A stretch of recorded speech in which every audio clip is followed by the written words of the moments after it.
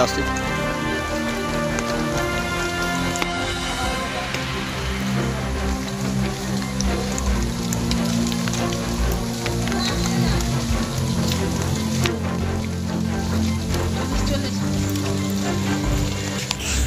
নমস্কার, আমি স্নেহাশ্রী বলছি, আর আপনারা এই মুহূর্তে দেখছেন বাস্তব নিউজ।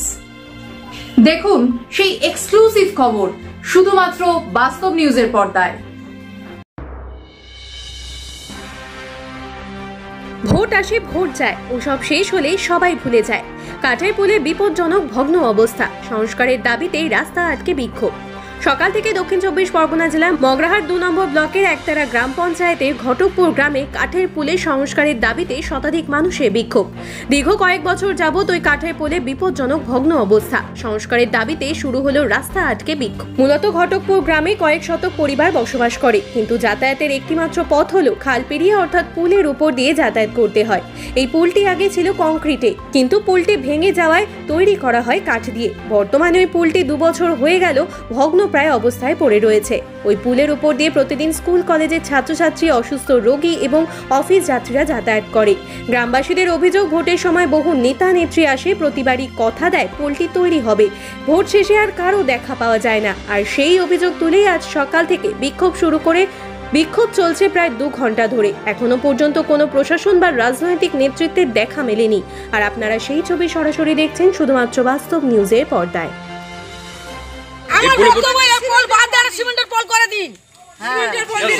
এতদিন যাবত কি চলছিলেন?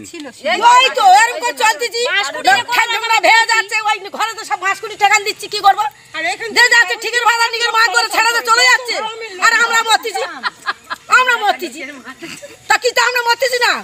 একবার ঠাক ধরতে পড়ে গেলি একেবারে এই রাস্তা দিয়ে কত গ্রামবাসী যাতায়াত করে? 5-6টা গ্রাম চলে, 5টা গ্রাম থেকে যাতায়াত করে। এই জায়গার নাম কি? ঘটকপুর। প্রশাসন, ইরিগেশন দপ্তর এবং MLMP জানিয়ে কোনো কাজ হয়নি।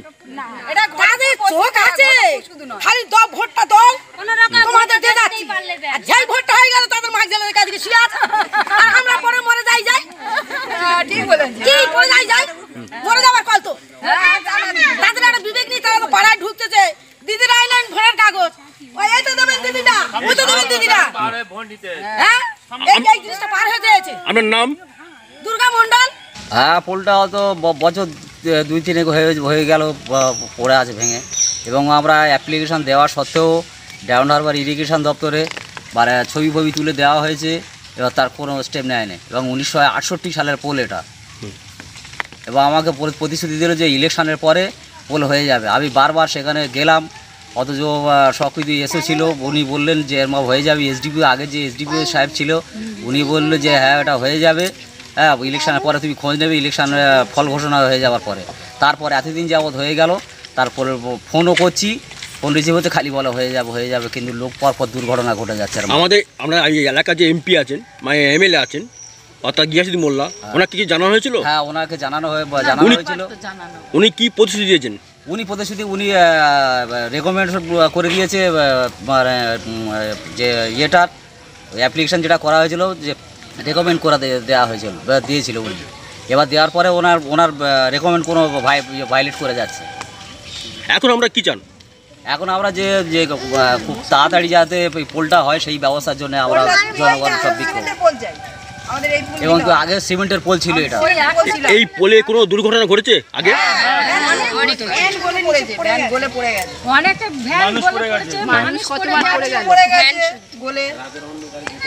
রাতের অন্ধকারে যেত, খুব অসুবিধা। আমার নাম? আমার নাম অরুণ নাইয়া। এই অবস্থায় রয়েছে, সরকার কোনো করছে না, দেখছে না, একদম মানুষ পড়ে যাচ্ছে, মানুষ তো একদম পার হতেই পারছে না। কত বাচ্চা স্কুলে যেতে পারছে না, তারাও পড়ে যাচ্ছে। ডেলিভারি কেস যে এখানে গাড়ি এসে নিয়ে যাবে, তারও কোনো ব্যবস্থা নেই, আসতেই পারছে না রাস্তার জন্য, পোলের জন্য। সরকারকে, পঞ্চায়েতকে বারবার জানানো হয়েছে, বিডিওকে জানানো হয়েছে, SDOকে জানানো হয়েছে, কেউ কোনো স্টেপই নিচ্ছে না। এখন আমরা কি চান? আমরা চাই ইমিডিয়েটলি আমাদের এই পোলটা তৈরি করে। এই পোলটা কত বছর যাবত এরকম অবস্থায় আছে? দু বছরের বেশি হয়ে যায়। এই যে পুলে যে দেখলাম চারদিকে বাঁশ দেওয়া আছে, পাটন দেওয়া আছে, এটা কারা করেছে? এই তো এই গ্রামবাসী, আমরা পার হওয়ার জন্য এইরকম করেছি, চলাফেরা করার জন্য। আমরা নিজেরা প্রশাসন থেকে এবং ইরিগেশন দপ্তর কোনো স্টেপ নেয়নি? না, কোনো স্টেপ নেয়নি। ওরা আর বারবার আসছে, দেখে যাচ্ছে, চলে যাচ্ছে। এই পোলটাতে 4টে গ্রাম করছে না। আমার নাম শুভ্রা নাইয়া। আমাদের চ্যানেলটি যদি ভালো লেগে থাকে তবে লাইক, কমেন্ট, শেয়ার ও ফলো করতে অবশ্যই ভুলবেন না। ধন্যবাদ।